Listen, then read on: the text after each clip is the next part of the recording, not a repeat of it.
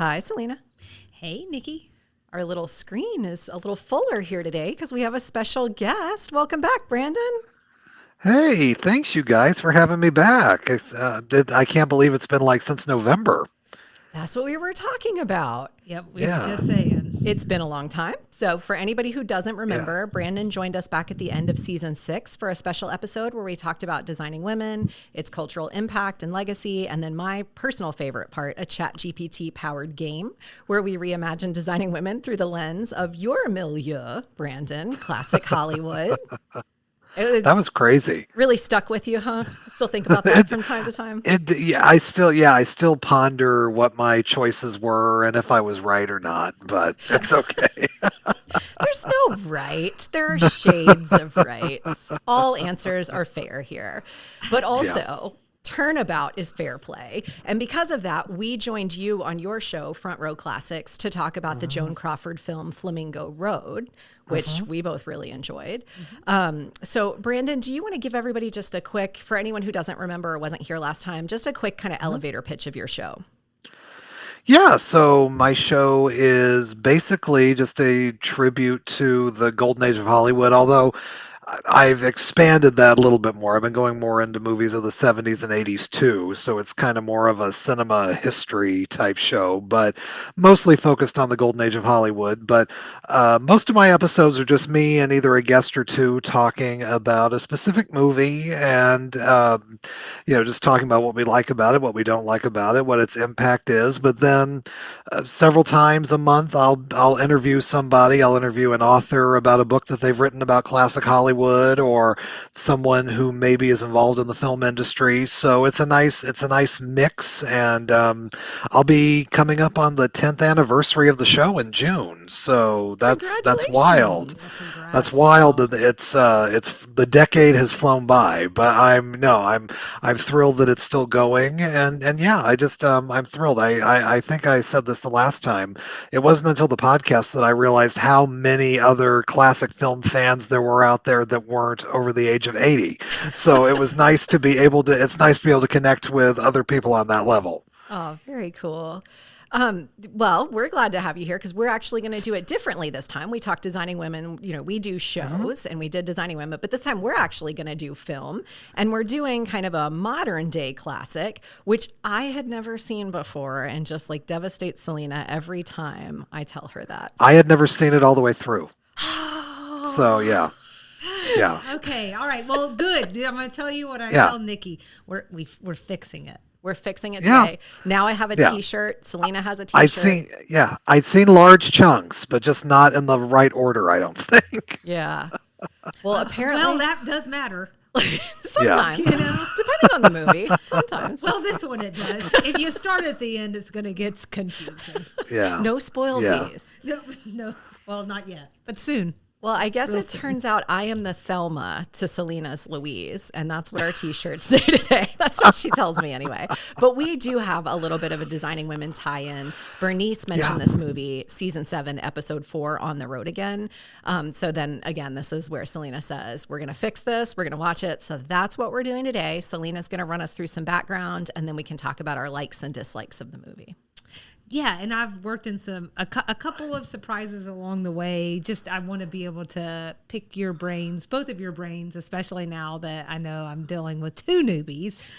Well, a newbie 0.5, because Brandon's seen pieces of it. Yes. But to just get us in the right frame of mind, let's frame some things up with some movie basics. The movie was released on May 24th, 1991. Here's the synopsis. So we meet seemingly meek housewife Thelma, whose short fishing trip with fiercely independent friend Louise is upended after Louise shoots and kills a man who tries to rape Thelma at a bar. The two decide to flee to Mexico together, facing several setbacks, including an encounter with a ridiculously attractive young thief, JD, who makes off with all of their cash. Throughout their run from the law, sympathetic detective Slocum tries to convince the 2 women to surrender before their fates are sealed. This stacked cast includes Gina Davis, Susan Sarandon, Harvey Keitel, Michael Madsen, Christopher McDonald, Designing Women alum Stephen Tobolowsky, I thought And about that. and of course, a very young, very terrible looking, disgusting Brad Pitt. You may have heard of him.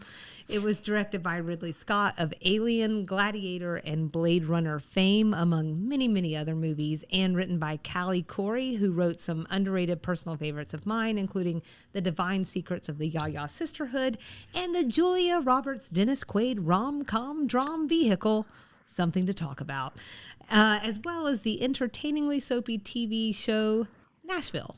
So just want to plug all Oh, those. I don't think I knew that. Well, I didn't either. So there you go.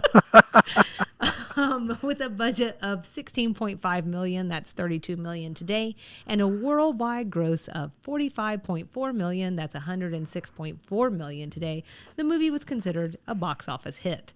I'm going to stop here for any thoughts before I move on to its critical reception. Well, I gave you my thought. I'm shocked she wrote Nashville. I've also never seen Nashville, so I don't know why I'm acting so surprised. Amazing. It's a good show. It is quite so. Yeah, no, it makes sense. Well, especially the Divine Secrets of the Yaya Sisterhood, which is a movie I really enjoy. That is very soapy as well. So yeah, she tends to specialize in Southern soap, definitely, and that's a genre all into itself. So you see the seeds of that, but no, yeah, man. I mean, I've got a lot to say later on, but definitely watching it, of course, because being a movie fan, I know Thelma Louise, and unfortunately, it's one of those things where the ending is spoiled for you if you're a movie fan, because it's in every movie montage ever.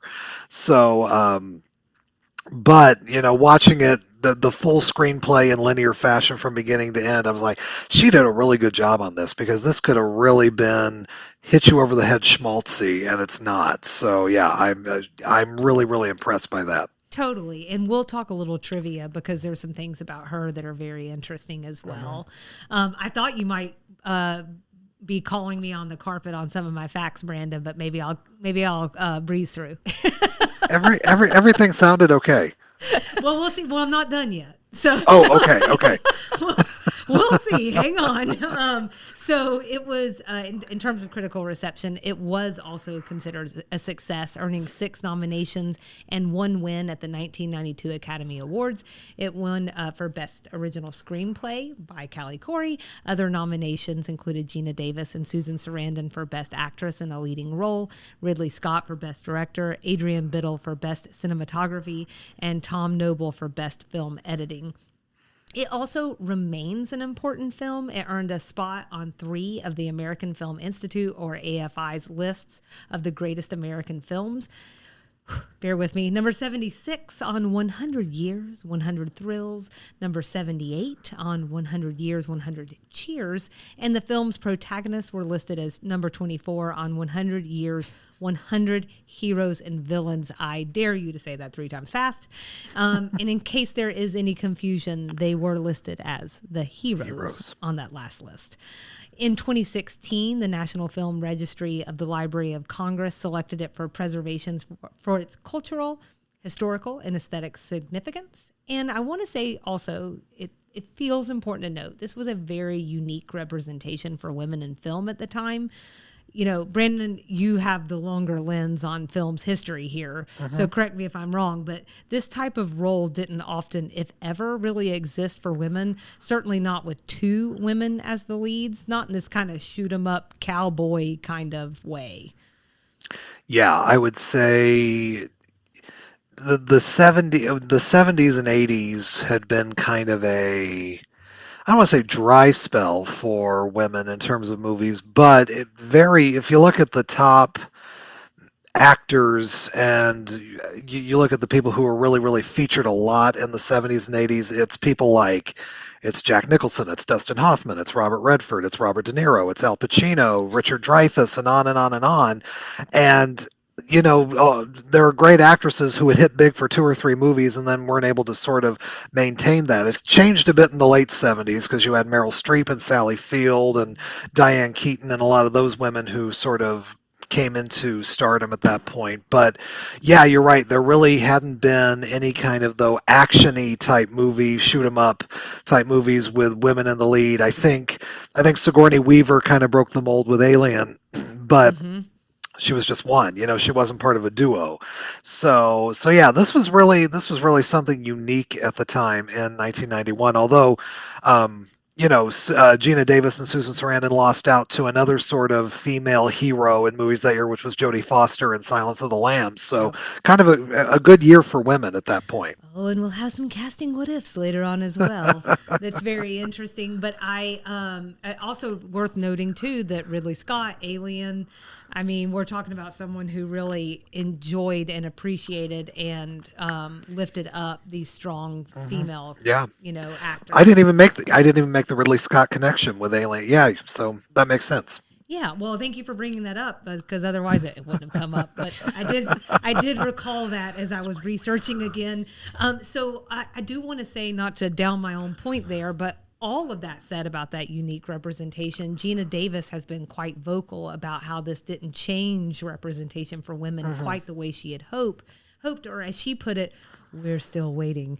And as the founder and chair of the Gina Davis Institute, which is dedicated to equitable representation in media, well, I'd say it's fair to say that she would know.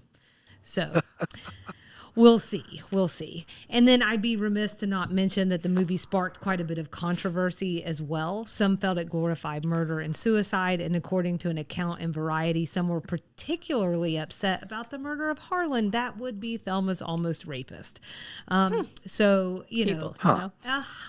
apparently one U.S. News and World Report reporter called it neo-fascist, and I'm going to level with y'all. I don't understand that reading in the slightest. I was like, maybe I forgot what neo-fascist means. I looked it up. I was like, no, I certainly didn't. I don't understand this, not one bit. So I do want to say that was in the minority of reactions, but it was out there. I won't totally lose hope then. Well, that would be terrifying. Right. I'm like, well, hold on to your seatbelt, sister. So I do want to jump into likes and dislikes, but before we do, I'll pause real quick and ask if anyone has anything that they want to add, because I don't want to, if you have thoughts, I don't want to run through them. Just run right on through, Selena. Okay.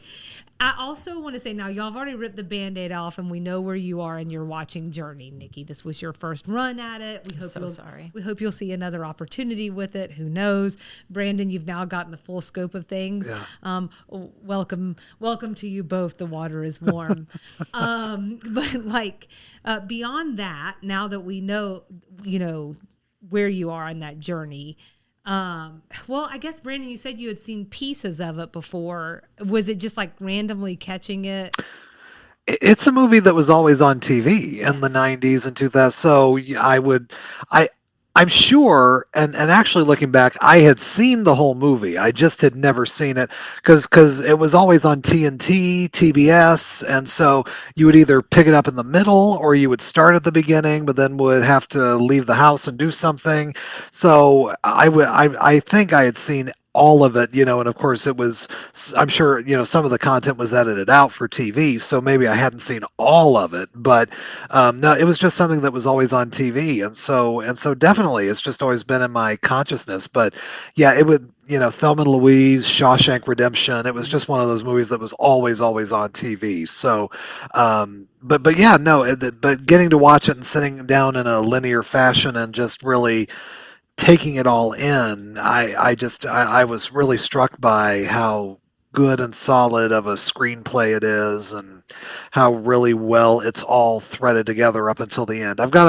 I was reading some critical reaction when it came out, and it was, a lot of it was highly praised, and I know you'll probably get into that later, but there's a couple criticisms that people made that I think I agree with that we'll talk about a little later. But other than that, no, it's a solid work.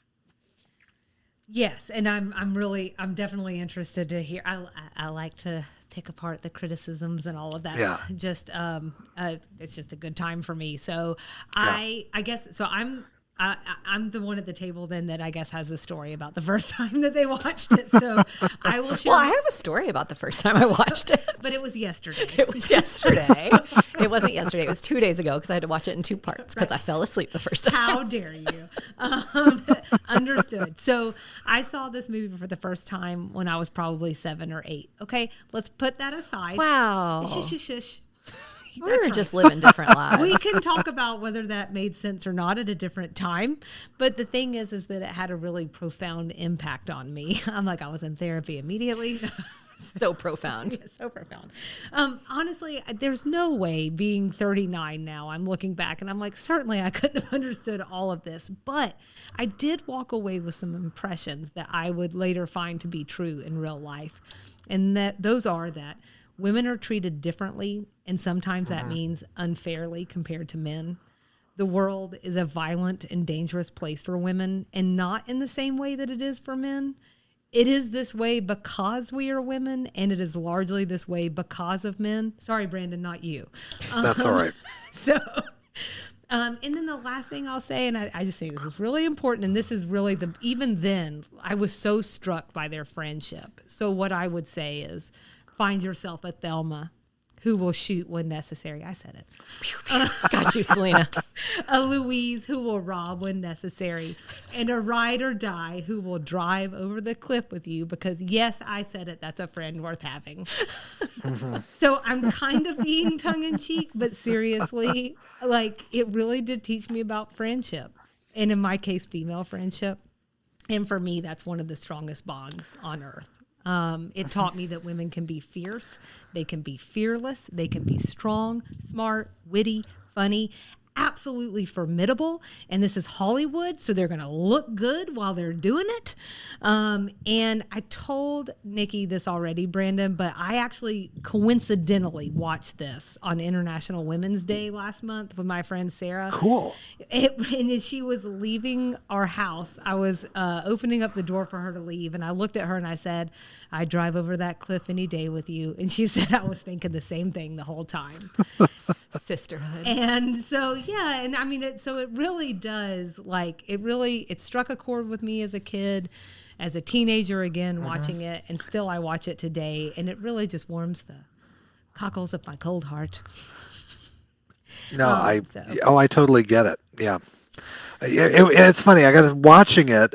I got to say, and I've talked about this. I don't know. I don't remember if it was on my show, or if it was on somebody else's podcast, but I said, I really love movies about platonic female friendship, love, because men, I have a lot of really, really close friends in my life that I love, would take a bullet for, would do anything, but it's just, I guess in our mainstream media, it's not masculine to talk about that. So there haven't been too many movies about just male love, friendship, platonic, and maybe about young boys, movies like Stand By Me or something like that.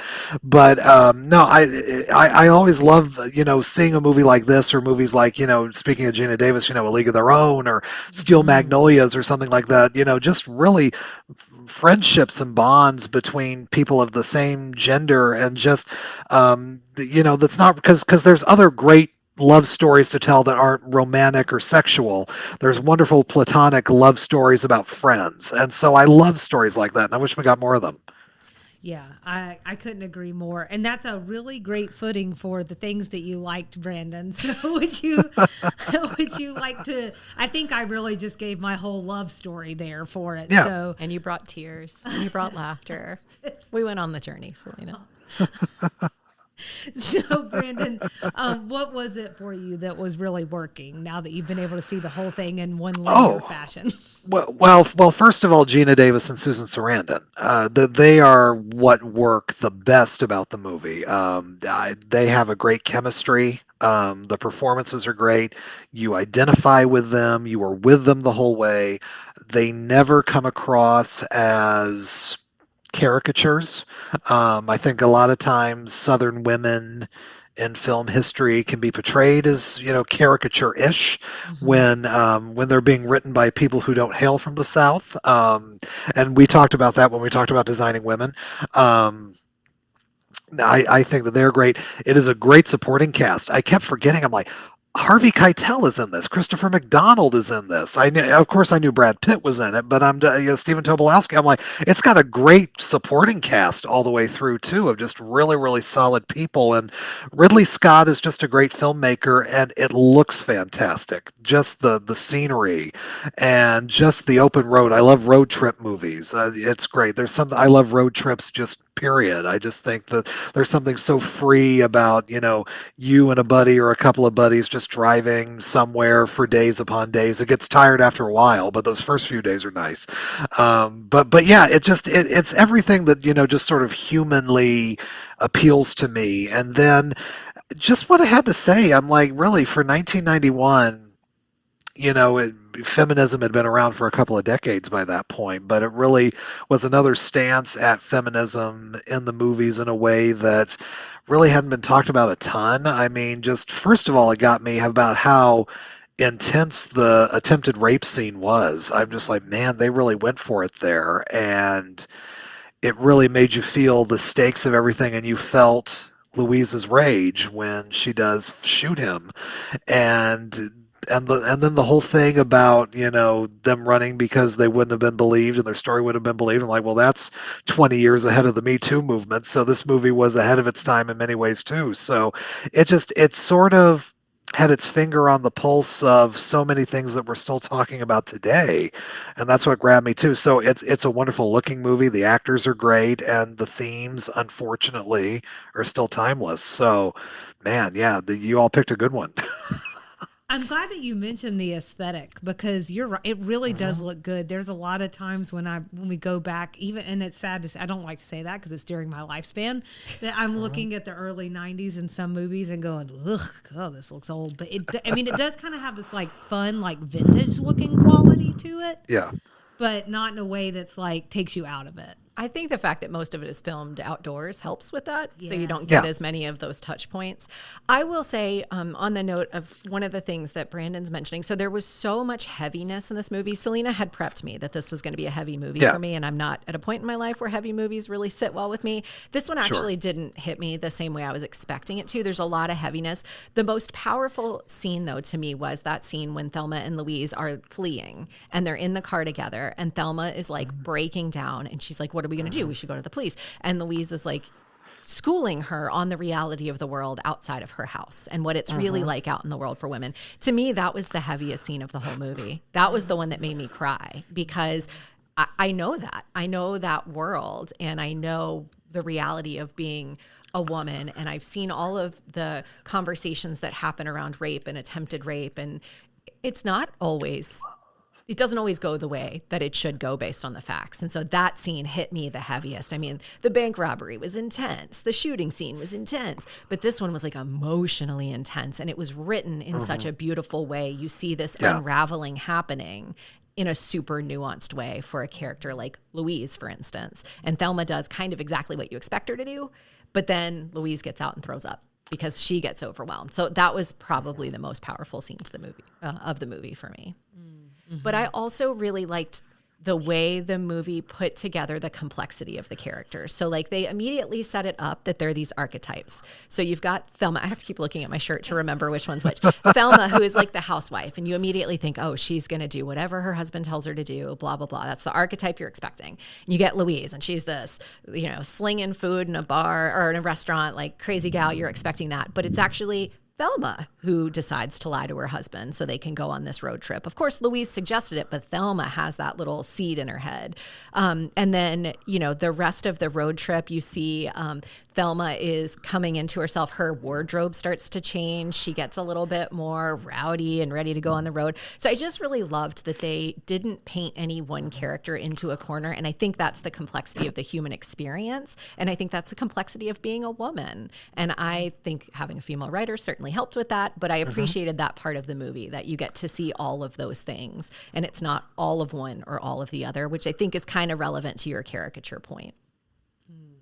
100%. I think that the amount of character development, this was one of my likes. I think for however long it is, 2 hours and some change or whatever, is extraordinary what they're able to do. You've already put it beautifully, so I won't say more than that, except for to say, like, usually my chief complaint and why I tend to gravitate towards TV now is you have all this space and time to explore the character, but they were able to pack it in a way that didn't feel unearned. Like I felt learning Thelma was earned. Learning this other side of Louise and those secrets that she was carrying around with her, it felt very earned. And I think you're absolutely right. I mean, having a female writer at the helm of a story like this is absolutely critical to helping it be genuine. I think that's incredibly important. And I loved seeing Thelma come out of her shell. It was really rewarding. Yeah. I enjoyed that. I also appreciate my last that I wanted to mention was how quick we get into the action. You're not watching along for 2 hours as it builds. It certainly builds to a crescendo and it builds to the ending that we've all seen bits and pieces of, but we get right into it. They go on this road trip and the road trip goes south fast. And I feel like you just immediately get to know what you're in for and you don't have to watch a saga to get there. Which I personally, as a person with maybe some attention deficit issues, really appreciated. Let's just get right into it. Well, the last 30 to 40 minutes is just an absolute banger. Yeah. It's Ridley Scott just doing it. Let's blow up an 18-wheeler. Yeah. Let's rob a bank. Yep. Let's have a torrid love affair. Let's do it all. No, Selena, I totally understood what you said about you gravitating more toward TV because TV now does what movies used to do. Because for the last 20 years, movies, they don't write movies about people anymore. They don't write movies about relationships anymore. They write it about big events. They write it about, big, action spectacle, and they don't write about just the human experience anymore. And the early 90s to mid 90s is kind of that last gasp of when movies were really about people and you could explore and you felt like you had lived life with people in an hour and 40 minutes or a little over 2 hours. So yeah, I think that's why TV is a lot more sort of the mainstream place that people go to now, because you do get to know people now more than you do in the movies, which you used to in the movies all the time. Totally. I mean, and I don't know, I think about something like Avatar, and we literally have an entire series of movies now that's dedicated to a technology. Instead of that character development. That's not to say that's not an important part of film history. It is, but I think we are losing something as well. Yeah, no, you can have the big techie event spectacle movies, but you also need the small human movies too. And we just don't get the full menu anymore. We just get a section of the menu now. Right.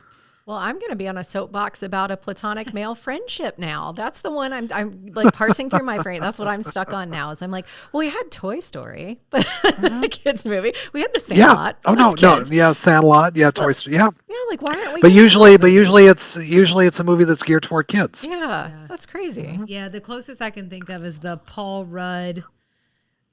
My Best Man. Or Best Man or whatever. It's got the guy. Yeah. But anyways, that's the closest I can think of, and it's really kind of poking at exactly what you're talking about, Brandon, which is we're too masculine for all of that.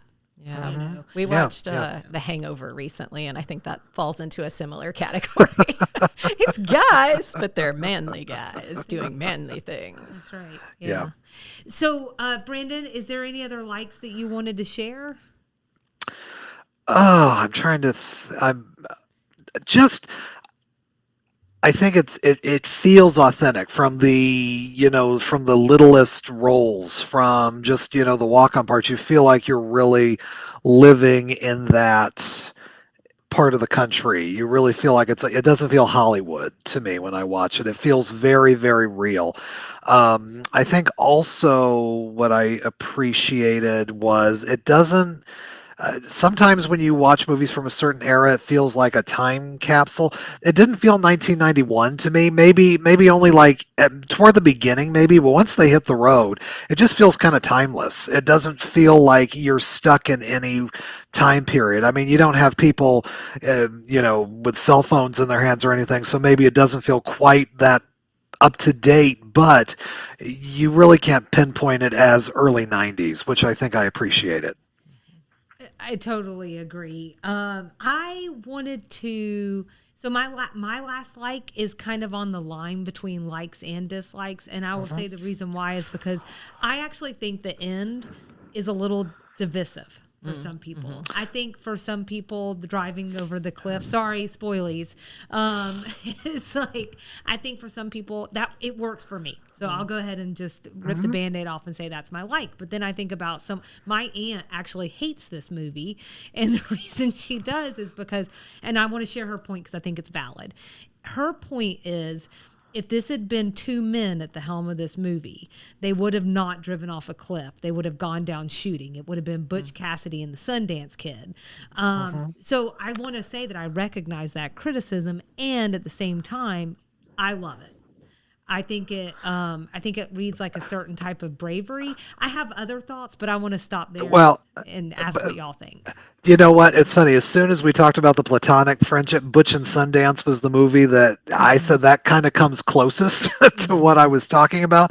But I don't see it as a difference because I don't know if you two have seen Butch Cassidy and the Sundance Kid, but they do the same thing that Thelma and Louise do because it's basically suicide for them to do what they do at the end. They just go out fighting. They don't run the other way, but it's the exact same thing. So I don't think that I agree with that assessment whatsoever. It's basically it's suicide either way. So I think that is an incredibly fair point as well. Nikki, did this work for you? Well, and I don't want to see Thelma and Louise shot up and go out that way. This was a much more like beautiful, ambiguous way. They just drove off into the sunset on this never-ending girlfriend's weekend in the car. You know, this beautiful road trip into heaven, I guess. I like the ambiguity of it. Yeah, my complaint is, and it's part of the criticism because I was reading Roger Ebert's review of this when it came out, and it's really he put into words what I always thought. I don't feel like they lean into the ending enough because the car goes off the cliff. It's about 7 seconds. All of a sudden, the screen goes white, and you're getting more upbeat footage of the two of them. I wish it lasted like 7 seconds longer so you could really take it in and just breathe it in, and then it just kind of ends and everything. I feel like they lean into it and then they get scared and then they pull back and then they're like, oh, we'll give you Happy Thelma and Louise again. I see. Yeah, that's a good point. Well, I have some things here that might help with that. So what I'll get to that in just a second. What I would say is, Nikki, I feel like yours is the happy, sweet, upbeat version. But we're going to land in the same place. So against character. I know, Thelma. My thing wasn't like it reading like a type of bravery to me is like, this was like these two women saying, I'm never going back there again. Right. And I don't really mean jail. I mean, I'm not going back to cleaning someone's underwear. A different version of jail. Yeah, that's right. I'm not going back to some menial job I hate. I'm not going back to the harassment and the degradation. At least this way, at this moment, I did it on my own terms and I'm free. And we did it together. That's right. Yeah. And I did run across a Callie Curry Slate interview where she had this to say. She said there was just something about the flying off into the great unknown. Really, it was supposed to feel like they got away. At least they did it on their own terms, and it wasn't with despair. It's like they're going to spend the rest of their lives not being believed, being put in tiny boxes. They know what's going to happen. It's the same thing. We all know the story. There was not going to be any justice for them, and they knew it, and we know it, just like we know there's no justice for Tom Robinson and To Kill a Mockingbird. They're always going to find a way to just make it hurt even worse. And she and Ridley Scott both fought very hard to keep this ending because they wanted them to change it.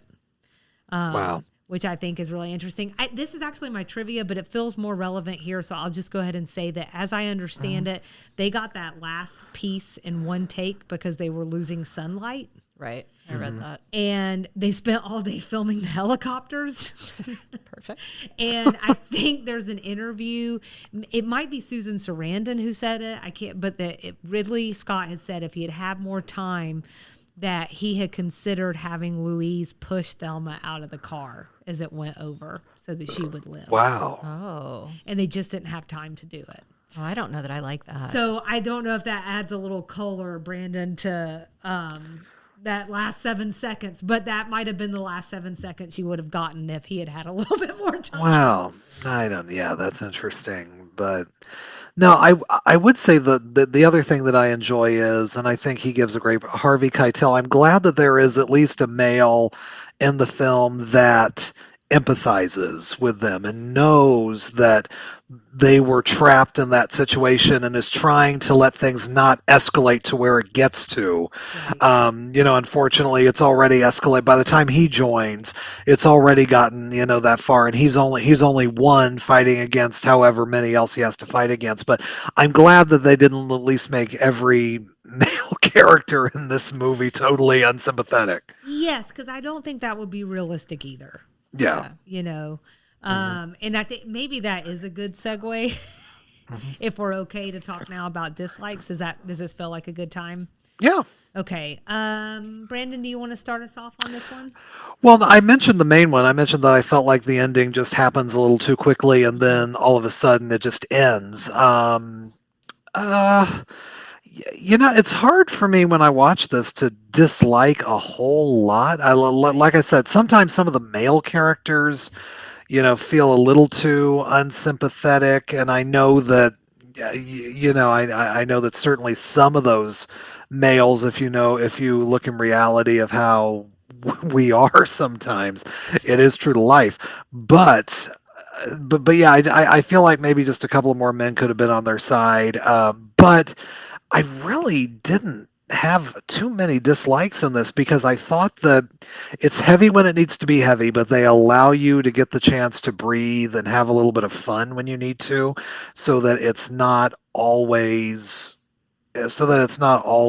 just one big, heartbreak fest throughout the movie, because you kind of feel the doom of what's coming upon them a little bit as the movie goes along. But no, really watching this again, I'm like, just a few nitpicks, and I can't really think of anything I totally dislike. Right. Well, hey, I'll take it. I mean, I feel the same way. My three are not like actual dislikes. One, I actually was going to mention the Harvey Keitel character because that piece of the story felt incomplete to me. So he is entirely on their side, but you don't get the gradual build for why. Like at one point he says, I just feel like I know you, Louise. And I'm like, how do you feel like you know her? Because we didn't get to see any of that. Like surely there's detective work going on, but we didn't get to see all of that. And so that felt to me a little incomplete, making me wonder if something was cut, making me wonder if something just didn't come all the way through. But I just feel like that connection could have been stronger because I wanted to understand why he resonated with her so much in her story. I wonder if it feels like, first of all, I agree. And I can definitely see that aspect. I wonder if it's like, how many Louises has he known? Yeah. I mean, how many times has he seen the justice system fail? That's a good point. So, a survivor. And I wonder if maybe she just reminded him of these individuals that were unable to be helped in the past and that wound up going, maybe it's on the wrong path or just could never be saved. And I think ideally most people who get into that kind of work want to help and save people. That's what we can all hope for. And so, maybe that's in the sauce. Yeah, that's a good point. I'll allow it. Thank you. Spoilsy, Brad Pitt's a bad guy. And I really felt like Thelma needed a win. I felt like she was going to get a win. I was really happy for her at that point. And I mean, I guess she got like half a win. And then she lost everything. And I really just hate that he wasn't the guy to come through on that. That made me sad. I just really hated that. But what a star-making moment for him. I mean, there's not everybody gets that kind of great sort of, and he had been in stuff before, but this was the movie that everyone took notice and said, look at this guy, this is a star. And man, every time he's on screen, your eyes just go to him. He's magnetic. He's charismatic. He's beautiful. Yeah. And that character also, you could feel there was something happening there. Like that performance was amazing. Because again, that layered thing, you could feel this was too good to be true. And then it turns out that way. What do they say about him? That he's a character actor in a leading man's body. Yeah. And so I think that proves I think to that's be true. Yeah, I think He and Tom Cruise, I've always said, are much better actors than they've ever been given credit for. Yeah. Yeah, I think my favorite performances with him are usually in these more supporting roles. It's where he really shines, which I actually think is really lovely. We're in the dislikes, right? We're in dislike. What's the thing? So my last one is, again, not a true dislike, just sort of like Brandon characterized it, just a nitpick. I really would have loved to have understood Thelma and Louise's friendship, like the history of it. Yeah. It's Yeah. almost sort of like they're painted as childhood friends, but Thelma doesn't know what happened to Louise in Texas. And that feels like they couldn't have been friends that long. I just would have liked to know. I think they met each other in that restaurant. You think so? I think they worked together at some point in time. Then I think she Yeah. gets with this guy and he doesn't want her to work. He wants her to be a stay-at-home kind of woman. This is my guess. Maybe. This is my guess. We don't know. And it would be cool, like, to maybe, like, that's what we need. We need a prequel. Oh, that's just what we need. We just, Thelma really, I Louise think my prequel. dislikes list would be longer on that one. it sure would. But what if we could get Callie back to write it? Maybe. You know, who knows? Who knows? Lightning in a bottle Don't twice. worry, there's some trivia about that coming your way too. Don't you worry. I think my dislikes really would just be adding color to what you've said, Brandon. I found the big rig guy, especially just that was a lot. Oh, he's disgusting. That was. I'm he glad. was I'm disgusting. glad he gets blown up. That was so gratifying. That's so gratifying. But like also that performance was just tough for me. He's a good actor. Yeah.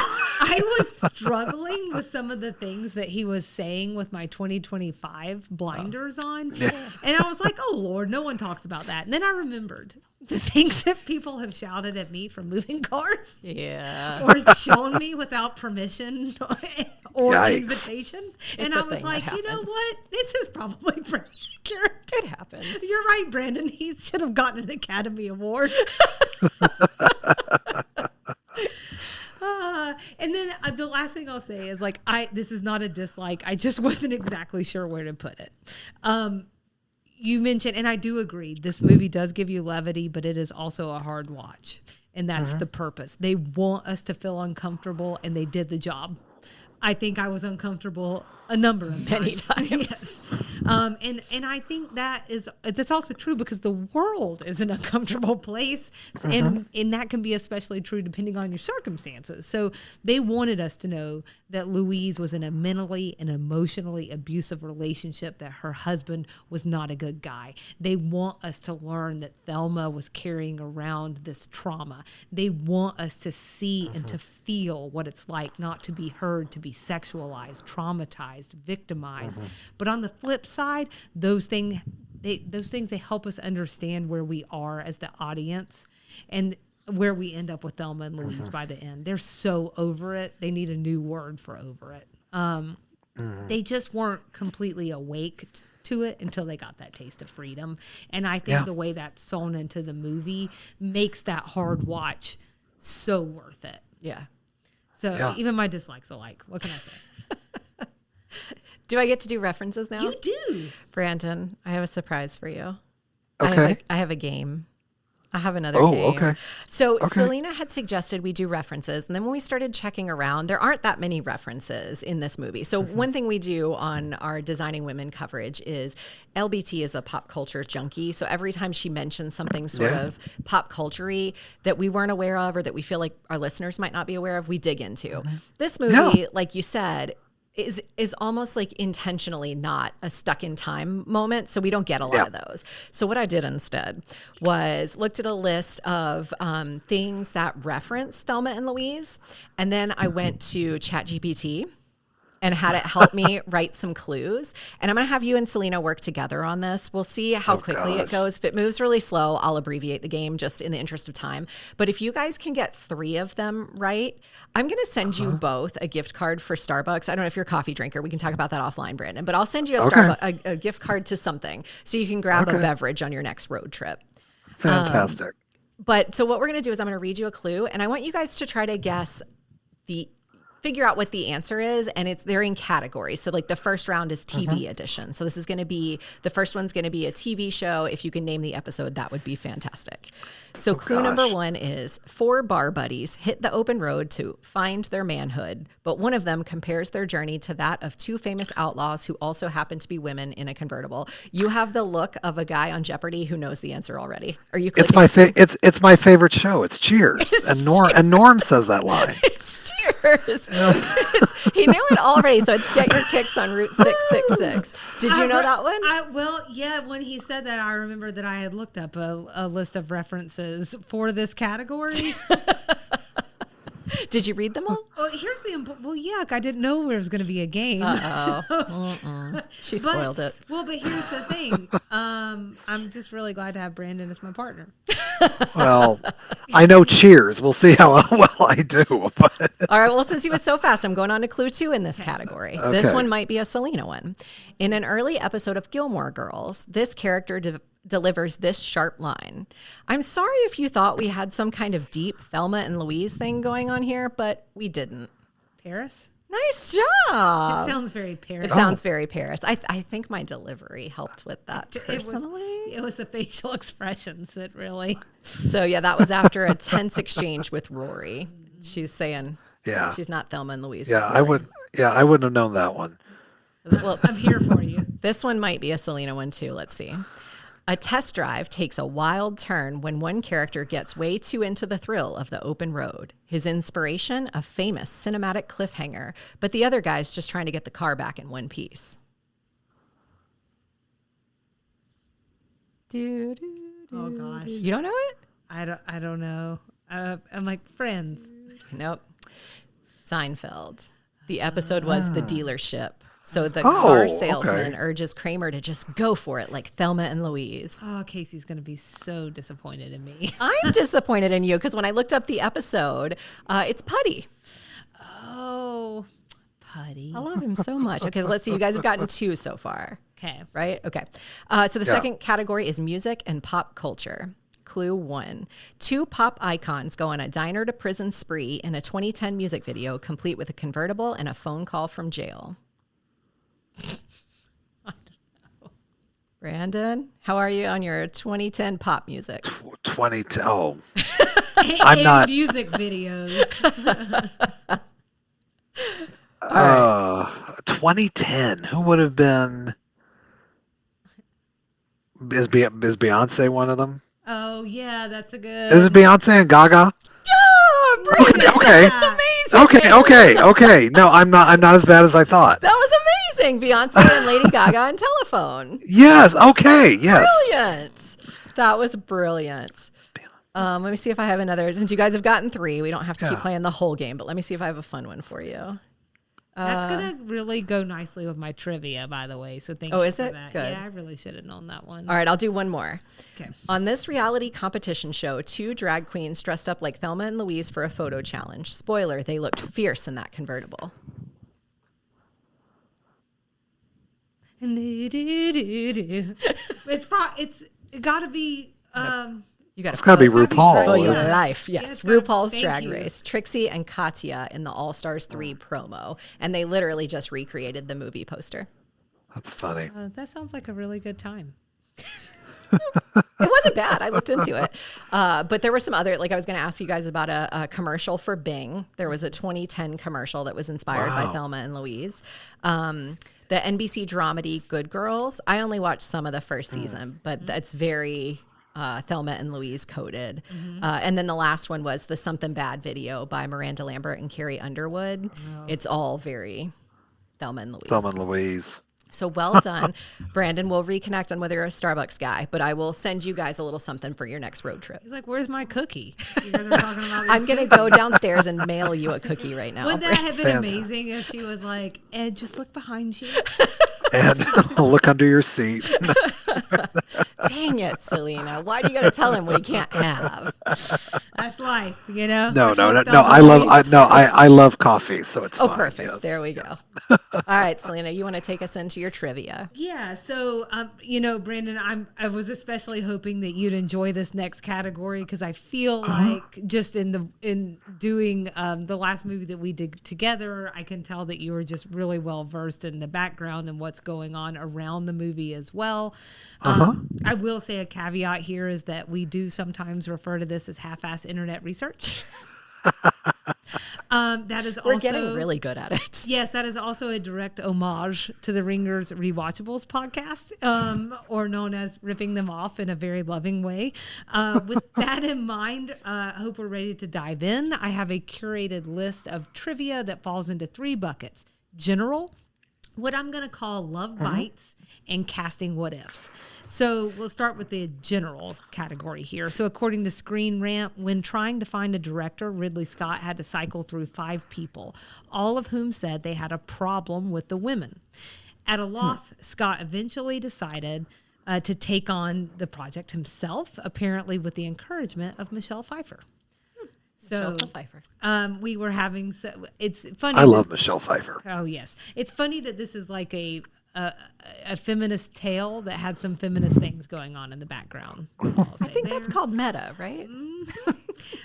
So this wasn't just the first screenplay that Callie Corey ever wrote. It was the first thing, period, that she'd ever written. That's amazing. I know. So she also reportedly based the character of Thelma on her friend, country singer Pam Tillis. Tell me she was 39 when she discovered her skill for film writing. Oh, well, she was 39 when Perfect. she...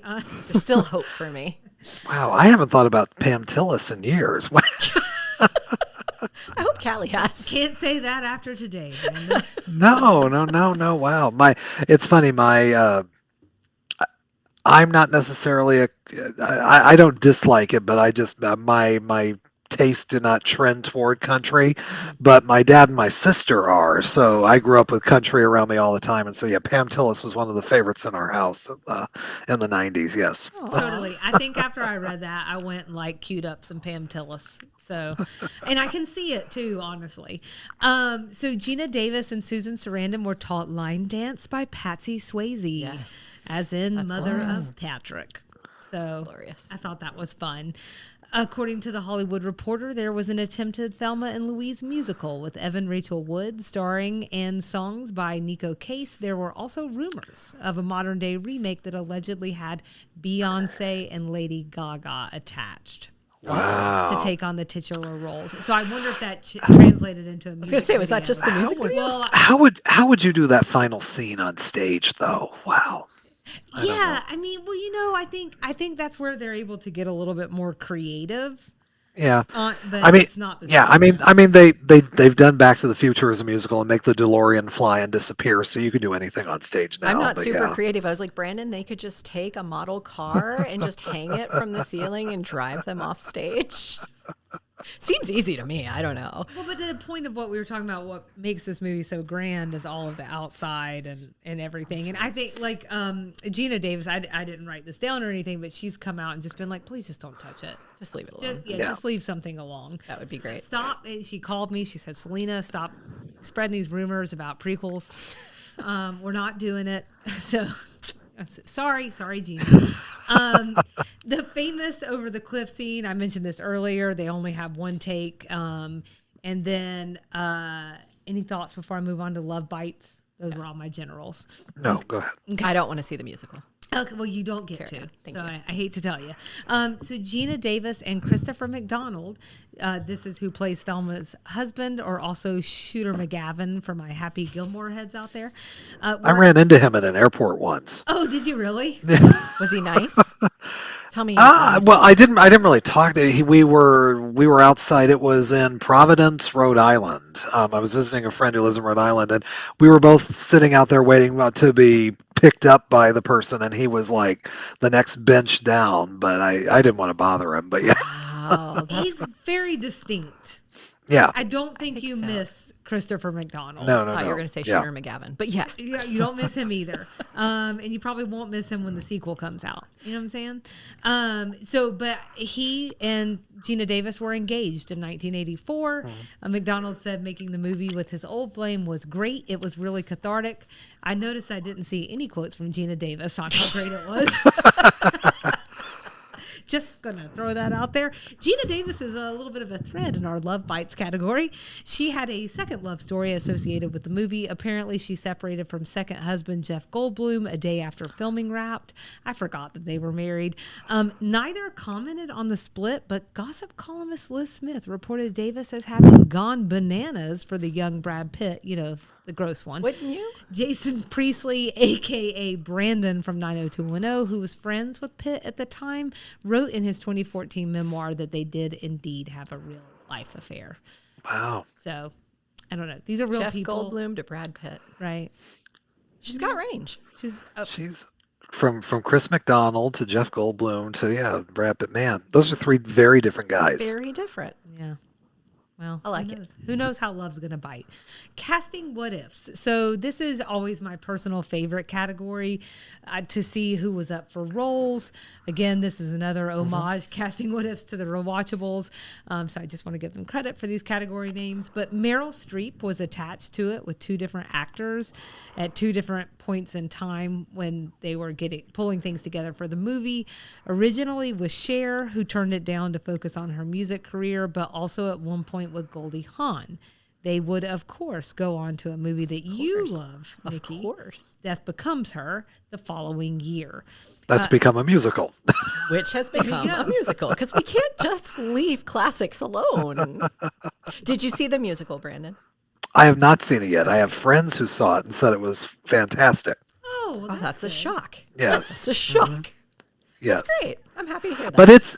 But it's the kind of movie that works as a musical because it's campy and it's over the top. Right. Yeah. Yes, Yeah. I think that makes total sense. It's a movie where you would expect people to break out into song. I kind of wanted them to. The costumes, the nightgowns lend themselves to it. It's got Rocky Yeah. Horror For sure. energy. For sure. Yeah. Yeah. Thelma and Louise, not so much. It's a little tougher. So Michelle Pfeiffer and Jodie Foster had accepted the roles at one point, but they both had to drop out due to other commitments. And for whatever it's worth, Callie Corey, when she was fantasizing about who her casting choices would be, she had Holly Hunter as Thelma and Frances McDormand as Louise. When she Wow. was writing the screenplay. That's different. I know. Do any of these pairings work for y'all? Are you sad you missed out on any of them? I think it's perfect who we have, but I think Meryl Streep and Cher would have been interesting because it would have been a reunion from when they worked together in Silkwood about 10 years before. And Cher, and we all know Cher is a really great actress, and so I think that would have been a nice dynamic. And then Michelle Pfeiffer and Jodie Foster were at the top of their game in '91, so that could have worked too. It worked out fine for Jodie because she got Silence of the Lambs instead. So that's a project she's probably working on for this one. Right. I think she was probably fine. Yeah. I actually think that, so Meryl Streep could have played everyone, including the big rig guy. So, I mean, we could have just had a one-woman show with Meryl. So, I think we all know that. But I actually think the Hunter and McDormand one is interesting. And Holly Hunter also really captures that Southern energy naturally. Yeah. That's what I was thinking. Yeah. But I would not trade anyone for who we got, for what it's worth. Yeah.